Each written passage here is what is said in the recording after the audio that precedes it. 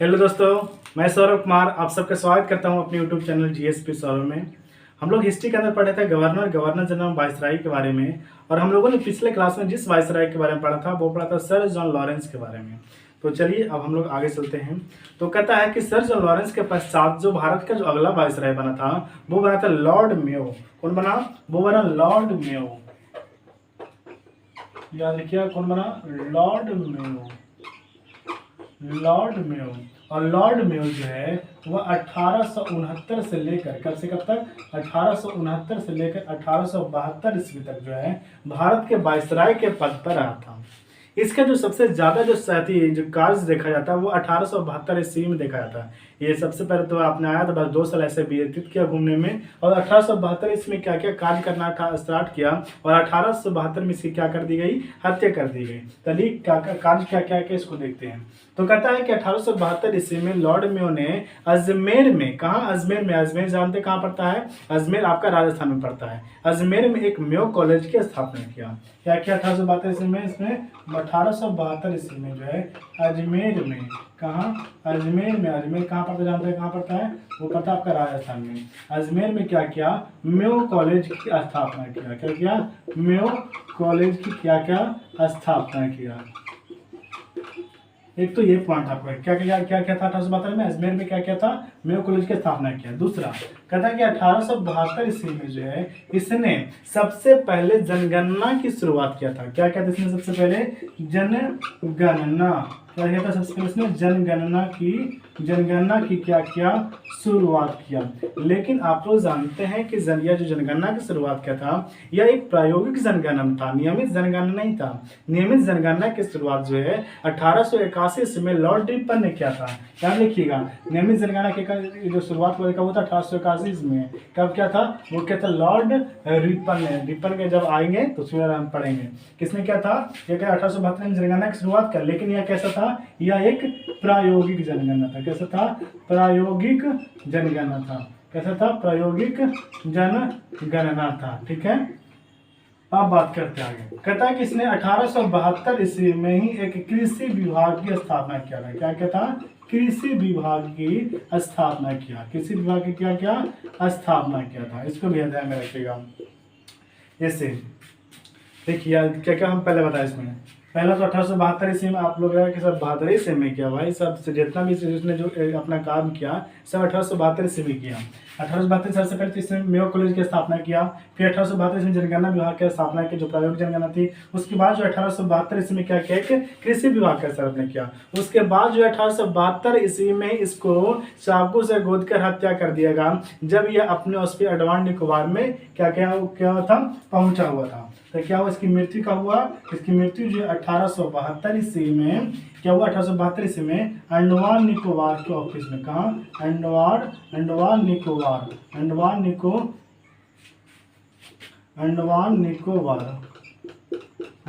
निकोबार की क्या था? ऑफिस में बैठा हुआ था। और वहां पे जो है अफगान का एक पठान था। क्या था? अफगान का जो है एक पठान था। क्या था? अफगान का एक पठान था। और ये पठान ने जो क्या किया, इनको क्या कर दिया? चाकू से गोद कर इनकी हत्या कर दी। क्या किया? इनको चाकू से उनकी हत्या कर दिया और ये खत्म हो गए। और देखिए यहाँ से भी पूछता है कि कौन से ऐसे वायसराय हैं जिनको चाकू से गोद कर हत्या कर दिया गया। तो वो कौन थे? वो थे लॉर्ड मेयो। ये हो गया लॉर्ड मेयो के बारे में। अब बात करते आगे। कहता है कि लॉर्ड मेयो के पश्चात जो भारत का जो अगला वायसराय बना था वो बना लॉर्ड नॉर्थब्रुक। कौन बना? Lord Northbrook. इसको मिटाते हैं, आगे बढ़ेंगे। फिर से एक बार हम लोग इसको समझाएंगे जिस तरह से हिस्ट्री में आपको दिखाते थे। आप ये सब इसको समझिए। कौन बना? वो बना लॉर्ड नॉर्थब्रुक।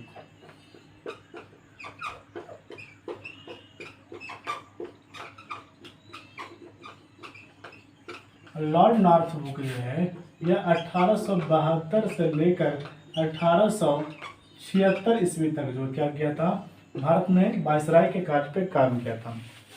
देखिए जब लॉर्ड मेयो की जो हत्या हुआ था तो ऐसा नहीं कि इस 1872 खत्म हुआ और यह मर गया। मतलब शुरुआती दौर था उसका, तो यह क्या हुआ था, उसकी मृत्यु हुई थी। और जैसे ही लॉर्ड मेयो जो 1872 ईस्वी में क्या हुआ, एक वायसराय बना, तो इसके शासनकाल में 1872 ईस्वी का 1872 ईस्वी में क्या हुआ था, कूका आंदोलन हुआ था। क्या हुआ था, कूका आंदोलन हुआ था। ये जो कूका आंदोलन है वो कहता है कि नामधारी सिखों के द्वारा स्टार्ट किया था। इसका आंदोलन की शुरुआत करने की इसकी जो प्रवृत्ति थी वो था कि अंग्रेजों के द्वारा गौ हत्या पर क्या गया था, कोई रोक नहीं ला रहा था। क्या कहते हैं, गौ हत्या के गौ जो हत्या है वो बढ़ता ही जा रहा था। तब इसने क्या किया, यहाँ पे जो सिख थे, क्या कहते हैं, सिख संप्रदाय के जो लोग थे, क्या किया, कूका आंदोलन किया। ये जो कूका शब्द जो देख रहे हैं एक पंथ का नाम है। क्या नाम है, एक पंथ का नाम है। और ये जो क्या समूह है, और इस समूह को क्या कहते हैं, एक पंथ बनाया गया। इस जो पंथ बनाया था वो बना था भगत जवाहर मल। किसने बनाया था, वो बनाया था भगत जवाहर मल ने। याद रखिएगा, पूछता है कि कूका का जो पंथ है वो किसने स्टार्ट किया था, वो क्या था, भगत जवाहर मल ने। ये जो इसका जो पंथ स्टार्ट किया था वो क्या था, 1840 ईस्वी में। कब क्या था, 1840 ईस्वी में। क्या किसका क्या था, ये क्या था, कूका जो पंथ है उसके स्थापना क्या था। कूका में कौन लोग शामिल हुए थे, सिख संप्रदाय के लोग शामिल हुए थे। कहता है कि 1872 ईस्वी में जो है क्या क्या इस कूका आंदोलन छेड़ा। और एक कूका आंदोलन का जानते हैं क्या होता है, किसका जो क्यों आंदोलन हुआ था, कि जो क्या कहता है, गौ हत्या पर यह रोक लगाना चाहता था। अब बात करते आगे, कहता है कि लॉर्ड मेयो के शासन काल में ही भारत एवं यूरोप के व्यापार के लिए सुएज नहर को खोला गया था। किसको खोला गया था, सुएज नहर को खोला गया था। और सुएज नहर आप लोग जानते हैं कि सुएज नहर जो है वह भूमध्य सागर एवं लाल सागर को क्या करता है, जोड़ता है। यह जो है लाल सागर, किसको, लाल सागर एवं भूमध्य सागर को, किसको, भूमध्य सागर को क्या करता है, जोड़ता है। ज्योग्राफी में पढ़ना है हम लोग को। इसमें यह भी क्वेश्चन पूछा है कि सुएज नहर किसको जोड़ता है, तो लाल सागर और भूमध्य सागर को जोड़ता है। अब सुएज नहर की थोड़ा सा चर्चा कर लेते हैं। तो कहता है कि सुएज नहर की जो नींव है वह 1869 ईस्वी में, कब, 1869 ईस्वी में रखी गई। और इसका जो निर्माण प्रक्रिया था वह एक फ्रांसीसी इंजीनियर था। उस फ्रांसीसी इंजीनियर का नाम था फर्डिनेंट डी लेसेप्स। क्या नाम था उसका नाम था फर्डिनेंट डी लेसेप्स। क्या नाम था उसका, फर्डिनेंट डी लेसेप्स। इस फर्डिनेंट डी लेसेप्स क्या था, यह तो फ्रांसीसी एक इंजीनियर था। क्या था, फ्रांसीसी एक इंजीनियर था, फ्रांस का एक इंजीनियर था। और जब यह इसका जो नींव अटका पड़ा 1869 में, और उसके बाद जो है यह 1859 में पड़ा इसका नींव। 1869 में जो क्या हुआ, यह बनकर तैयार हुआ। क्या हुआ, यह बनकर तैयार हो गया। और 1869 में इसका क्या कर दिया गया, नेशनलाइजेशन कर दिया गया, यानी राष्ट्रीयकरण कर दिया गया। और इसके उद्घाटन के लिए जो है वह, इसके उद्घाटन के लिए मिस्र के एक राष्ट्रपति थे जिनका नाम था कर्नल नासिर। क्या नाम था, उनका नाम था कर्नल नासिर। क्या नाम था, कर्नल नासिर जो है इस सुएज नहर के उद्घाटन के लिए आए थे। कौन आए थे, कर्नल नासिर। ठीक है। अगर इसका सुएज नहर की लंबाई चौड़ाई की बात करें तो इसमें इंक डाल लेते हैं, सुएज नहर की लंबाई चौड़ाई की बात करें तो कहता है कि सुएज नहर की जो लंबाई है वह 162 किलोमीटर। कितना है, 162 किलोमीटर। वही अगर चौड़ाई की बात करें, कितना चौड़ाई की बात करें तो सुएज नहर की जो चौड़ाई है वो कितना है, 60 मीटर। और अगर इसकी ऊंचाई की बात करें यानी गहराई की बात करें तो यह जो है 16.5 मीटर क्या है, गहरा है। ठीक है, 16.5 मीटर क्या है इसकी ऊंचाई है। ये बात होगी, इसको भी याद रखिएगा। लंबाई कितना होगी, 162 किलोमीटर, चौड़ाई 60 मीटर और ऊंचाई कितना होगा, 16.5 मीटर। ठीक है, एक बार फिर इसको हम समझाएंगे, इसको आप देख लीजिए। क्या क्या हम अभी बताया इसमें कि 1872 से क्या 1872 से कूका आंदोलन हुआ। कूका आंदोलन किसके द्वारा, सिख संप्रदाय के द्वारा हुआ था। और इसी जो कुका जो पंथ है इसका शुरुआत किसने किया था, तो भगत जवाहरलाल ने कब किया था, 1840 ईस्वी में। और सुएज नहर इसी शासनकाल में क्या हुआ कि सुएज नहर को भारत तथा यूरोप के लिए व्यापार के लिए क्या कर दिया, खोला गया था। और आप लोग जानते हैं कि सुएज नहर जो किसको किसको जोड़ता है, तो लाल सागर या भूमध्य सागर को जोड़ता है। और सुएज नहर की जो नींव रखी गई कब लिखा गया था, 1859 ईस्वी में। और इसको किसने बनाया था, तो फर्डिनेंड डी लेसेप्स जो क्या था, फ्रांसीसी एक इंजीनियर था। और इसका जो बनकर कब तैयार हुआ, तो यह 1869 इसमें जो है बनकर तैयार हो गया। और इसको जो है इसका क्या कहते हैं, इसको 1869 में इसका नेशनलाइजेशन किया गया, यानी राष्ट्रीयकरण किया गया। और इसका जो उद्घाटन के रूप में कौन आए थे, इसका उद्घाटन करने के लिए, तो मिस्र के एक क्या थे, ये राष्ट्रपति थे जिनका नाम था कर्नल नासिर। कर्नल नासिर जो इनके उद्घाटन के लिए आए थे। ठीक है, अब बात करते आगे। कहता है कि लॉर्ड नॉर्थब्रुक के शासनकाल में, क्या इंक डाल लेते थोड़ा सा,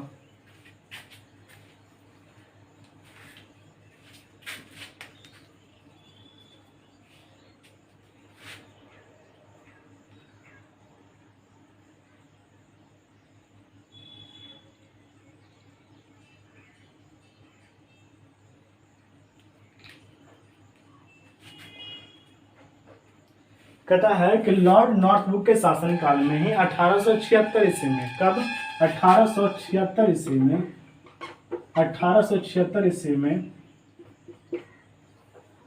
1876 ईस्वी में ब्रिटेन के सम्राट कौन थे, ब्रिटेन के सम्राट जो है, ब्रिटेन के सम्राट थे, ब्रिटेन के सम्राट थे उसके में थे एडविन सप्तम। कौन थे, एडविन कौन थे, सप्तम। एडविन सप्तम जो क्या हुआ थे, भारत आए थे। याद रखिएगा 1876 में जो है ब्रिटेन के सम्राट कौन थे, एडविन सप्तम, जो भारत के क्या थे, दौरे पर आए थे। इसको भी याद रखिए। लॉर्ड नॉर्थब्रुक का जो एक अथी है, एक भाषण जो कहते हैं, उद्देश्य जो है, इसका एक उद्देश्य है जो मतलब जो बोला था, ये बोला था कि भारत में जो है, भारत में मेरा उद्देश्य कि मैं भारत में क्या कर दूं, करों को हटाऊं और अनावश्यक कार्यों को क्या कर दूं, बंद कर दूं। तो ये भी याद रखिएगा क्या क्या करना है कि क्या था कि मेरा उद्देश्य है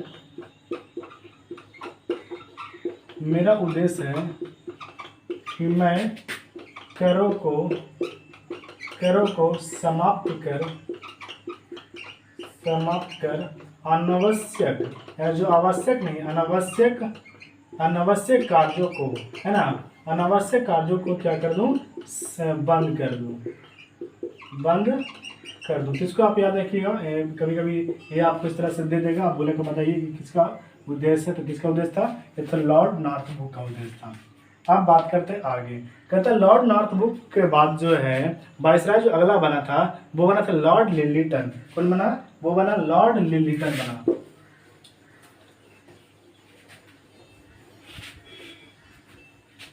आज हम कुछ पॉइंट्स नहीं लिखा पाएंगे, पॉइंट्स आपको कल लिखा देंगे, गर्मी बहुत ज़्यादा है इसी कारण। देखिए कौन बना, वो बना लॉर्ड लिलीटन। लॉर्ड लिलीटन। और लॉर्ड लिलीटन जो है वो 1876 से लेकर 1801 तक, 1880 तक, 1876 से लेकर 1880 तक क्या होता, भारत के गवर्नर जनरल के रूप में रहा था, सॉरी वायसराय के रूप में रहा था। कहता है कि लॉर्ड लिलीटन जो है एक अच्छे वायसराय के साथ साथ एक अच्छा साहित्यकार एवं एक अच्छा उपन्यासकार था। तथा यह जो है एक साहित्यकार भी था, क्या था, साहित्यकार भी था, और एवं यह क्या था, एक उपन्यासकार भी था। क्या था, उपन्यास लिखता था, या क्या था, एक उपन्यासकार था। इसको जो है भारतीय साहित्य काश में जो है लॉर्ड लिलीटन को जो भारतीय काश से साहित्य में जो है इसको ओवन, क्या था, ओवन में